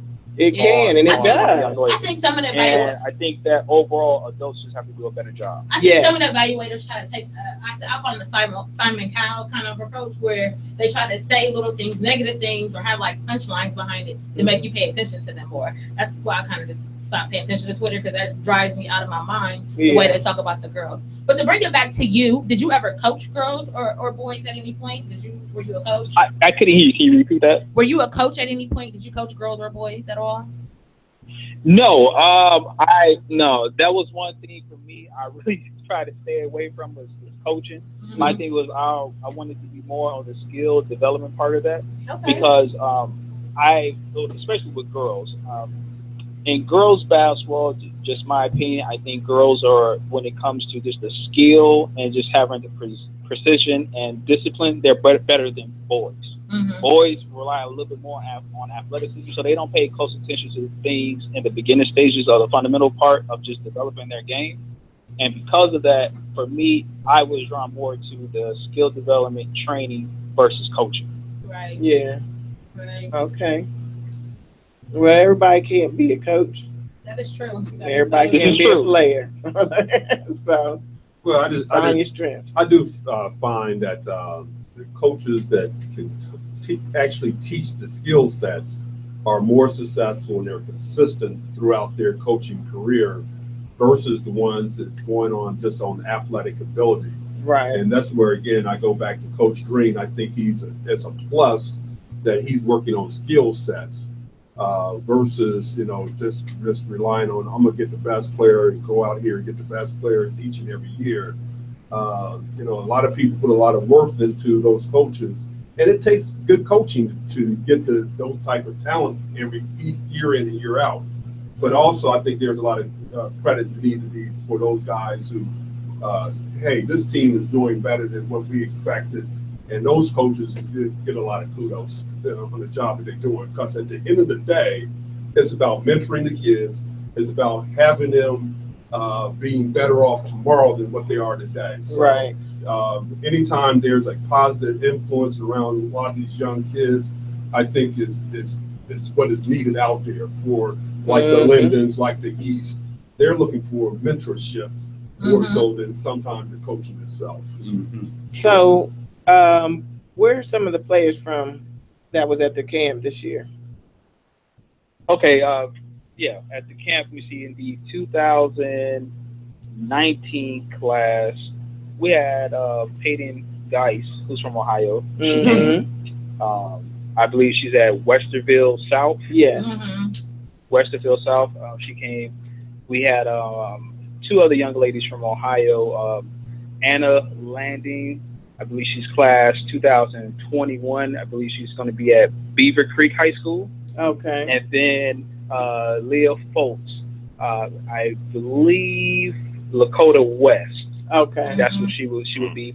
The other young ladies, they came from Nebraska, Illinois, Indiana, Kentucky. So they were spread out. But as far as Ohio, those were the three main girls from Ohio. Okay. And have any of the players committed anywhere? No, they have not committed. But one of the reasons why I wanted to camp in June was I wanted to give them kind of a crash course in, okay, well, this is how it's going to be at the next level. Like, it's going to be tough mentally, physically on you. And I want to be able to show you, okay, well, work on this, work on that. So when the evaluation period comes back in July, by that time, you've worked on a couple of things. And hopefully what's going on with your high school coach, AU coach, your trainer, and what you learned here at the camp, you can put all that together. And college coaches could, actually pay a little bit more attention to you. And you can get some more interest from schools, and that happened. I mean, take a look at Peyton Geis, who you know, she was on her path to being recruited before she even committed to the camp. And after the camp and just the evaluation period this past week, you know, her recruiting now is starting to take off like it should. And that was the goal, and saying, all right, well, let the camp and myself just be another component to just helping you get to that level, which is receiving a full scholarship at a college or university. Right. So do you send out the information to the colleges, or are they there watching them? Yes, I do. Okay. Well, you know, because it's in June, of course, colleges can't be there. But, right. You know, they were checking in to see, okay, which girls were there and which girls didn't come. Okay. Well, which then schools? after that, of course, I did my own evaluations of the young ladies as far as what they did at the camp and where I see as far as projection as well. And off of that, some of the college coaches began to show a little bit more interest in some of the girls, or they wanted just to, you know, just confirm what they had already thought as far as scouting and evaluation on their own on the young ladies. Do you have any like good relationships that you have established that you can tell us with some coaches? Like, do you have any schools that are kind of connected with your program? Did you catch that? I don't think you can hear me. No, I could hear. You can't hear me. Which schools were you exactly connected to? I mean, with that, or you were sending information out to and things like that. Do you have those type of connections? It's when you say schools that I'm connected to, you mean at the college college level? Yes. Well, we had, as far as colleges and universities that were checking in to see, you know, which girls were at the camp and who actually looked like they can play at certain levels. I mean, you had University of Arizona, you had Duke, you had Virginia Tech, Indiana University, Ohio State, Purdue, Michigan, Oregon. How about North Division Carolina, II schools? Texas. I mean, you had a variety of schools that were checking in, and not just at the high major level, because all kids can play at the high major level. Right. Major or low Division I may be good for you, and also Division II schools as well. So we had schools on various levels at the Division I, D2, and a couple of NAIA schools as well. Okay. That's good. That is good. Mm-hmm. What do the girls have to do in order to attend your camp? And are you going to do them yearly, or how are you setting that up? So what I'm going to do is the camp is going to be yearly. I believe next summer I'm going to change the dates just to help out, because there was a couple girls that couldn't participate because they had teen camps or prior engagements already. So I want to, you know, move that to have them be able to come. As far as getting an invite to the camp, I want to keep it at max 40, because I want all the young ladies to understand that this is to help you. I don't want you to feel like you're a number, because, you know, you have some camps, maybe 100, 200, 300 girls there, and you can't really have a one-on-one talk with them and really explain to them and show them, okay, this is why you should do this way and not this way. So we're trying to keep it max 40. I'll be attending a lot of different showcase events and tournaments throughout the high school season this year and in the spring session for 2018. I'm also going to have an event this December in Northwest Indiana. I partnered with the Katie Allen Foundation, Play for K Breast Cancer Awareness, and we're going to do the first high school tournament ever for the foundation. It's going to be in Northwest Indiana, and it's going to be Midwest teams playing. Okay. That sounds great. Very positive. So where have you been so far? Like, I know you said you went to Chicago. What other places have you seen, and what do you think? Other events. Well, as far as other events, this spring and summer, I mainly stayed around the USJN events. So I went to a few of those, like the Windy City Classic. I think it was one of the Mid-American Challenge. I went to the Memorial Day Classic at Speast. I did the USJN Indianapolis, which was the second stop, I believe, for the EYBL in Indy, and then Nike Chicago. So for this spring and summer, I believe I attended 6 or 7 different events.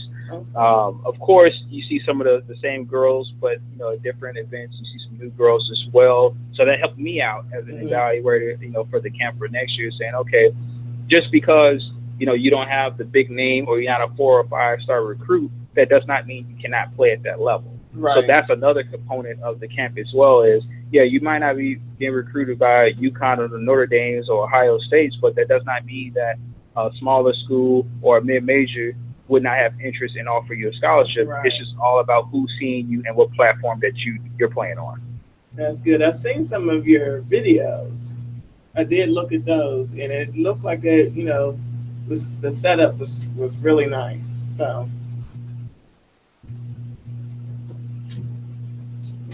All right. Well, what else would you like us to know about your camp before we let you go? Well, just that, just that, as far as the camp, just trying to, like I said, bring more exposure to girls basketball. My co-director and lead instructor of the camp, his name is Chris Thomas. Chris Thomas is a Nike elite trainer. I believe there's only about 3 or 4 individuals with that title in the world, and he goes to various camps, and as far as LeBron's camps, Kobe's camps in China, Kevin Durant's camps, and he also does pro things with NBA players, and on the WNBA he works a lot with Maya Moore. So for us, it's like just giving girls that experience as far as, and your director of the camp, lead instructor, guys that have helped other individuals get where they are now, and just to show you that it is a blueprint or a road to success, and just help young ladies as much as possible. Okay. That's good. Do you have a website or somewhere where people can get more information about you? Yes, I do. So for the camp is the sororitybasketballcamp.com. Okay. The sororitybasketballcamp.com. And are you on Correct. Twitter or Instagram? And Twitter, yes. On Twitter and Instagram, my personal Twitter and Instagram is at 1GJones2. And the camp's Twitter is at the sorority camp. Okay. All right. Well, thank you. Yes, thanks for calling in. Thanks for doing all that you do for girls basketball, and that's some great stuff. And hopefully we can get some things out there for some girls to come out there and get some of what you're giving. I definitely appreciate you having me on the show. We hope to have you on again. I love the show. I was able to check in a few times and listen in the previous week. So continue all the great work that you're doing, and God bless. Thank you. Thank you for calling in. Appreciate it. All right, we're going to take another break, guys. 94 Feet and Beyond, about 5 minutes.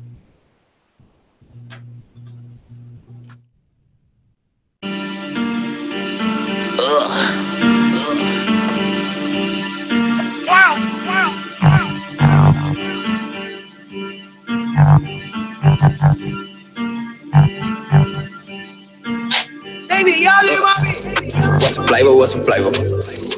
What's the flavor? What's the flavor?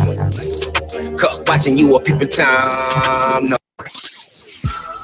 All I see is fraudulence. All I see is fraudulence. All I see is fraudulence. All I see is fraudulence. All I see is fraudulence. All I see is fraudulence. All I see is fraudulence. All I see is fraudulence. All I see is money don't make you real. I'm scared, man. Let's be real.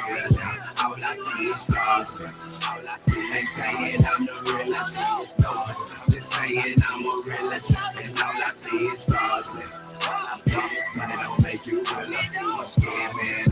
Let's be real. All I see is fraudulence. All I see is saying I'm the realest. Just saying I'm a realist. And all I see, you might be fly, but I be float. Your price stay high, cause I'm just that dope. And trying to be fake, so let's be real. 24K just to see me though. Most of these boys just see me folk. I'm out daily like CP3. You can never see me like a UFO. It's in my jeans, or you ain't know. Listen, money don't make you real if you weren't real when you were broke. Boy, that money gon' get you killed if you a clown, and that's no joke. I don't gang bang, but I bang bang when it comes to me and my folks. And the same thing for my dough. Yeah, I'm riding around with my toast. On the break bread with who I know. Say amen for that beef get 8. Gotta say grace before I use my folk. So leapfrog in your coat. No new friends, no fake friends, no nonsense is my quote. No children, no playpen, no fraudulence, and that's dope. All I see is fraudulence. All I see is money don't make you real. I'm scared, man. Let's be real.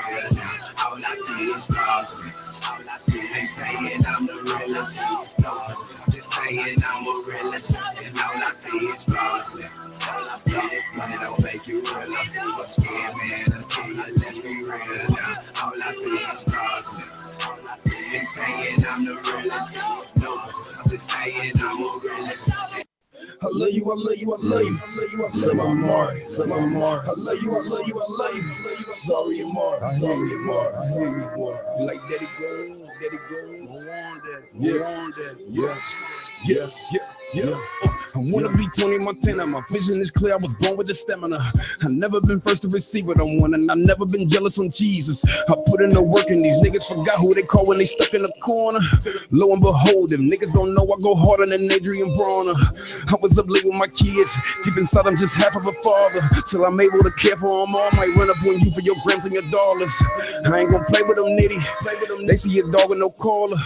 Niggas gonna get out the way or get slaughtered, Hey.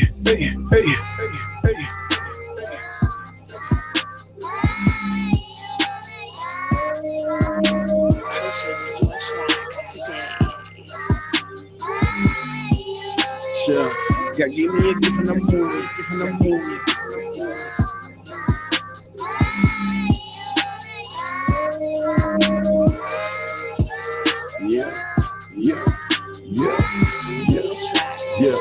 God gave me a gift in the morning. My silence describe how I'm mourning. Who wanna see me do better? Now you are these silent opponents. I was a demon. Karma can't wait to approach him. So I stay ready. RP dead. Bitch, I got Nixon before it. Niggas wish death on the king like the throne. Ain't got no blood upon it. I worked on my craft and grew in the J. This blueprint is my warning. If niggas don't feel me, he probably voted for Trump and he lame and he corny. Why you ain't warm me? Life is a bitch who like fucking and We got an angel in heaven. We gotta go get our blessings. We gotta live. Despite the times we be stressing and take it as one of life lessons. Always don't want to look up to, don't want to stand up and support you, don't want to let them confront you. These niggas gonna die for a bag, like living ain't way more important.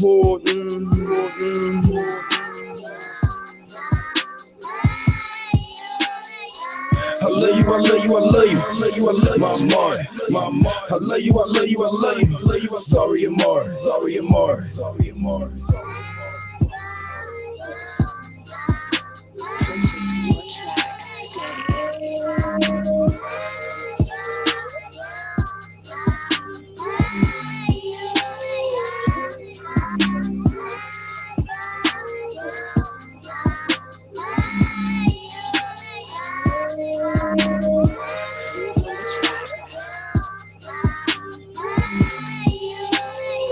I love you, I love you, I love you, I love you, I love you, my Mark. I love you, I love you, I love you, I love you. Sorry, Mark.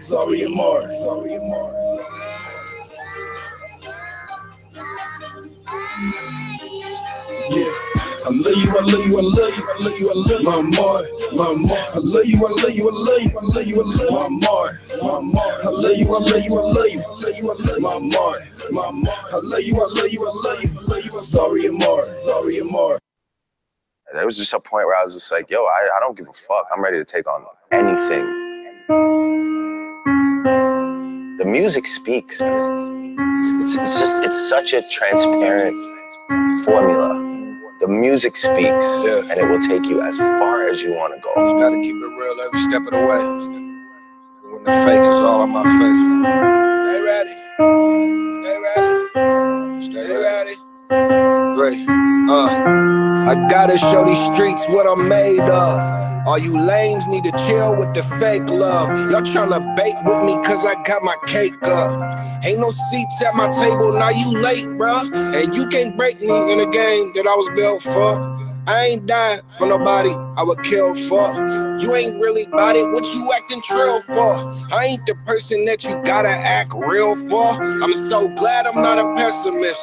I can't dwell on the negative, I'm really on some flashy shit. I want gold on my neck and wrist. Give my haters more reasons, show them what the Lord blessed me with. And when it come to real people, I'm a bit confused. Cause they ain't worried about me when I was finna lose. Some people call my phone, I let them hit a voicemail. Cause if I answer, I'm the one that's gonna be getting used. These hoes only want the money, but you busting in them.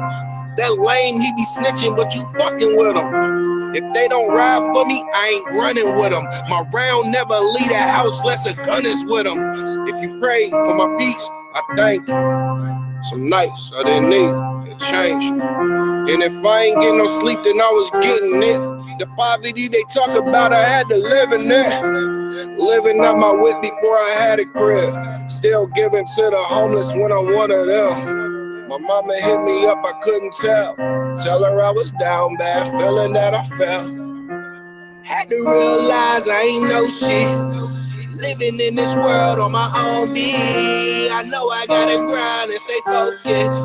Stay ready and focused. Had to realize I ain't no shit. Living in this world on my own beat. I know I gotta grind and stay focused. Stay ready and focused. Had to realize I ain't no shit. Living in this world on my own beat. I know I gotta grind and stay focused. Stay ready and focused. I just like kind of woke up one day like, yo, this is my time. This is my this is my thing. I run this, you know, like nobody can really talk to me. I'm good at what I do. Just don't get your first big shot to speak out and you think it's like the right thing to do is to start like trying to, you know, come for the dawn, you know. It's like it's not gonna work. And I don't go for that. All right, 94 Feet and Beyond. We're gonna wrap up and talk about our guests here and thank them for coming out. And so glad for the White Hole coaching staff that came in today. We enjoyed you. Yes. And Darren, we're gonna definitely need you guys back again. We might have to get you. You might have to be a co-host. That's what I said. We about to move somebody out because you know. You know what, Luther? We don't need you back. We got a new one in here. Luther ain't got nothing to do with that. I'm doing what I'm supposed to be doing. Right. But I appreciate you guys having us, man. We enjoyed it. It was very, it was fun, man. It was good talking. Man. We talked for like a straight hour.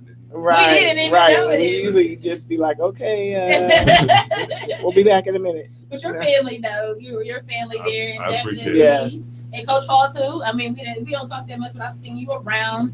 And Coach White over there, her husband, Coach White, is definitely my family. So he's definitely part of it. So we're just glad to have you guys here. We appreciate you taking time out. Before we close out, because you know this is girls basketball, tell us what's your favorite thing about girls basketball before we get out of here. All three of you. What's your best part about it? To see the evolution of it. To see, you know, girls, say guys, they jump higher, they run faster, naturally stronger, whatever. Mm-hmm. You're seeing girls starting to come into their own. And also you have to teach the game, you have to coach the game a little differently with girls and boys, fundamental wise, basic wise, because they can't get up off the floor and dunk the ball and do even just be able to jump and be able to hang in the air long enough to be able to do something fantastic, which you see some of these boys are doing and stuff like that. And that you have to teach other basics to the game that some of it gets lost when it gets into, I guess, the higher level it goes. And so, that's with girls in general, it stays that way. Even in college, even in WNBA,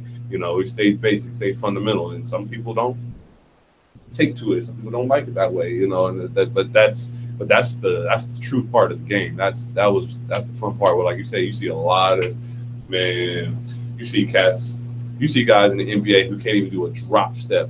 You're paid $18 million. Right. You can't even do a drop step. You're paid to play deep. You got good defense. You're tall, long, you rebound or something like that. But you can't do a basic drop step or even hit a mid-range shot. You get paid $18 million. And that part of stuff that really kind of disgusts me. Some of them don't even play at all. They just get paid. They don't play in defense. Half of them don't play at all. You just watch it. Because when you scored 130 points average now in these games, nobody's playing defense. Right. So you get to appreciate all that in the girls' game. You get to get all that. How we gonna get that money though? That's what we want to do. We need to bring that money to the game. What's going to help the girls? Bring money to the game. Bring money to the game. Oof. You get. People have to support. You got that. You got the support. But you got the young ladies like a Jordan Horsley, who's a 6 foot guard around here in Columbus, who, that attracts attention. You also got, oh my goodness, I know who she is. I'm just throwing a blank right now. But your homegirl at Ohio State, Kelsey Mitchell. Kelsey Mitchell, you could, for all intents and purposes, you could say plays like a guy, plays like a dude. Right. And those that's what they say about Jordan. Yeah. So those type of kids, those are going to come more and more, and that's going to and that plays like a girl. And that brings the attention, like that brings the attention to the game. That's going to bring money. I mean, so when people play like a guy, that's what brings the money. I'm just saying this guy. So they gotta get a little rougher. Hey, you never know. There's plenty of girls that are rough though. Oh yes. Yeah. But I mean, I'm saying it's exciting. I mean, when you look at Kelsey Mitchell, it's exciting to watch. Yes, it is exciting. Great. I mean, it's like, there's ain't nobody really too many other people doing it like that. Right. So, I mean, she's on a different level. Candace Parker is one of my favorite girls to watch when she was in school. Mm-hmm. I mean, I thought she was just amazing. Yes. At the time. So, I mean, that's why I watched them back in college. So, I mean, it's going to take some time, but the evolution of the game is coming. It's going to come. How long? I hope so. But I have to do a shout out to Justin Gwynn's Emerge Real Estate. I had to do a shout out to that. Good job, Bobby. I wifey. I know that's for the wifey. You got your shirt on. Yeah, I'll be start working in with them starting next month. So. Okay. Yeah. You ain't teaching them all in the family. We trying to work and phase that. Yeah. We trying to work and phase that out. Trying to get into something a little different and a little new. And like I said, hopefully it helps.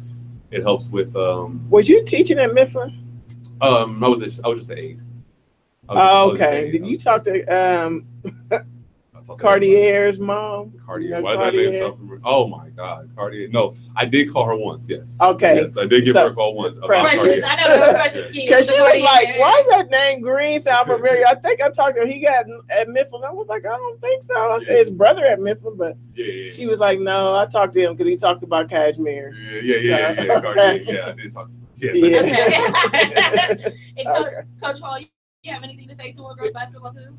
Yes, I'll say this. I think what you're saying now is better coaching on the girls' side, where there used to be a lot of guys that didn't want to really work with the girls. I think you're seeing more of that. I think you're hearing about the girls dunking the basketball now. That's what a lot of things that attract guys to watch. Attention. Mm-hmm. Exactly. But I'm a purist of the sport itself. I think the one thing that I do appreciate about the girls basketball is that the fundamentals are really sound when you start talking about the better players on the girls' side. Even better teams. And even the better teams. Fundamentals are there. So that's what keeps it exciting to me. And I think sooner or later it'll catch on because of, a lot of the girls now, in order to get paid, they go overseas where they're appreciated more.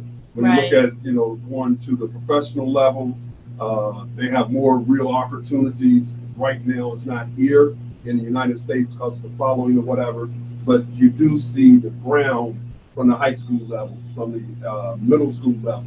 You see it coming, but it's probably to be some years away. Yeah. And then we'll start with the female coach, obviously, in here. That's the best part of the team, I'm sure.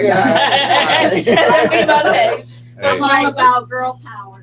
That's what I'd say. Definitely. Yeah. So I like to get them young, talk to them, make sure they understand what's going on. And so, because there's a lot of kids that just really don't understand. So if you can explain it to them, break it down, or at least give them some type of sign where they can, they can understand what you're talking about. So I like to use different things so they, okay, I see. So, that's what I try to do. But anything girls, I just yell out girl power. I love it. Oh, that's what we hear about the girl. That's why we started the show. That's what we wanted. I have to piggyback on what Sarita said because, Coach White she just coached with me last year for track. And it was the first year I had, I guess I've had a female coach on any staff, and it's not like I didn't want one. The people that I work with is about, I got to really trust you and want to talk to you and trust you. I don't know. It's something that I just don't just pick up assistant coaches. I knew Coach White for the longest. She was at East. She wouldn't leave East because she had Asenberg and a whole bunch of these other all-state plays. So I couldn't get her out of East for the longest. But then when State graduated, she came over to Centennial, and she alone was like, I already knew I needed a woman on staff, but she made it 100% sure. Like, I have to have a woman. Like what she does, outside of me and what I do, whatever, she just like eliminates. Keeps the balance. Man, you can't. You have to have it. I have to have it. And this goes with the statement with every great man. There has to be a great woman by their side. It's just really what it is. Off of him, so I see like if he does his certain thing, I'm like, okay, I'll get this side. So that's what we do. That's what women do anyway. So we always we fit in where we're needed. We know where we're needed and we step in it. You know, sometimes when you're that good cop, bad cop, and right. I'm the nice coach. Yeah. But I try to explain like this is why, you know, I'll get right. I like to talk. I like to explain and make sure everybody understands so they know what they're supposed to be doing. So I want them to better themselves. It just comes out in a different way too. And the girls just respond just a little bit better. Right. So it's like well, at least you figured out what you needed. And that's and got it. And it's always a woman, I'm telling you. It just is. Almost every time. Almost every time. But anyway, 94 Beat and Beyond. Me and Malika will be gone because we're on the last session, the last part of the session in July. So we won't be here next week because we'll be off with our children. But you would catch us the week after. Yes, we're still going to have a great show because Uncle Luther. He'll be in the building, and I think he might have Devo. He might. Yeah, I know he has look through the window. He has a couple surprise guest hosts to fill in for us next week. So we'll all see you next week. 94 Feet and Beyond. We out. Have a good day. All right.